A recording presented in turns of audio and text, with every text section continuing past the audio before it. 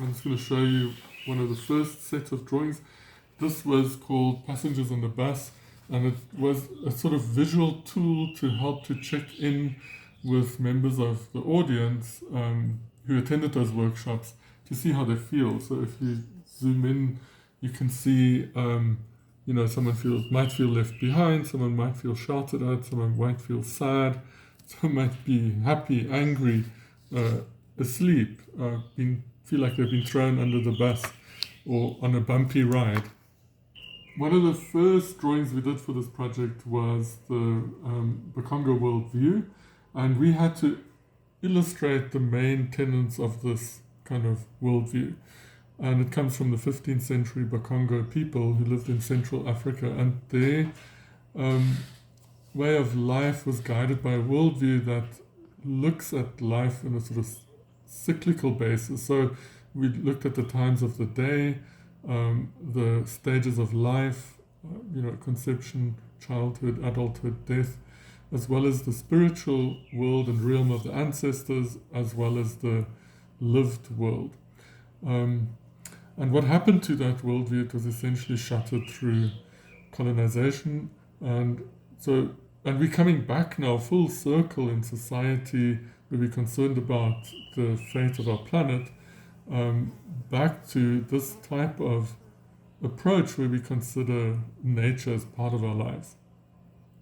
Then the next set of drawings was quite an epic challenge. We had to represent entire human civilization through images in this kind of cycle which represents sort of the hours of the day. So if you were to compress the existence of humans into a day, this is how things might be arranged.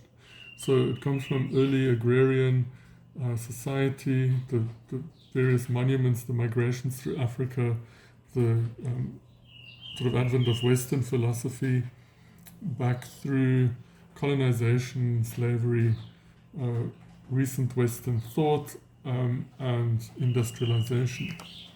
And then this was a zoom in of a quarter of that circle, which really traces the history of kind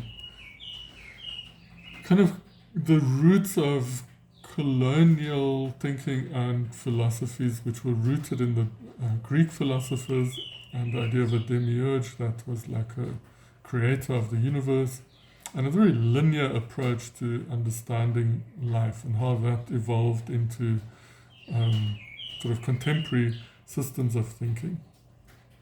Right, so if we go further into this project, we had to illustrate various concepts that the course conveners were trying to communicate. This one was called The House That Civilization Built, which really illustrates how we've created a worldview and approach, let's say capitalism, that is premised on the exploitation of our natural resources, which then has led to a sort of world that we think we should aspire to, but if we look back at more traditional cultures that live off the land, have different family structures, we see that what is being sacrificed in pursuing this worldview.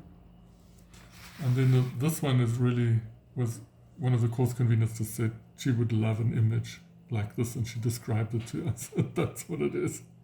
This little very simple set of diagrams explains quite a lot about how we approach our practice as architects, as mindful designers, because often we get projects and there's an assumption that it's a straight line from the idea to execution, when in fact there's a lot of different interrelationships and none of them are straight lines. So what reality looks more like this, but at the beginning of the project, people think it looks like that.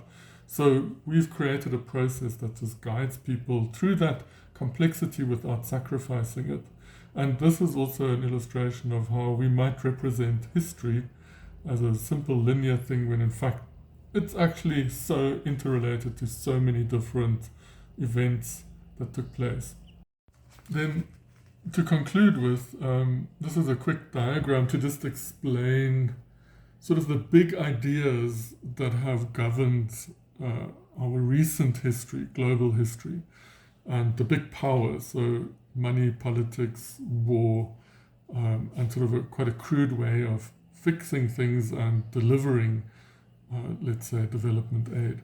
And then again, this drawing is similar to the one I spoke about earlier, but it shows a traditional indigenous culture versus a sort of Western ideal. And you can see people hunted and made their own food, they built their own houses, their lives were governed by the seasons, and they had really extensive family structures. So up to 80 people would live in a longhouse in Northern American native culture, or First Nation culture.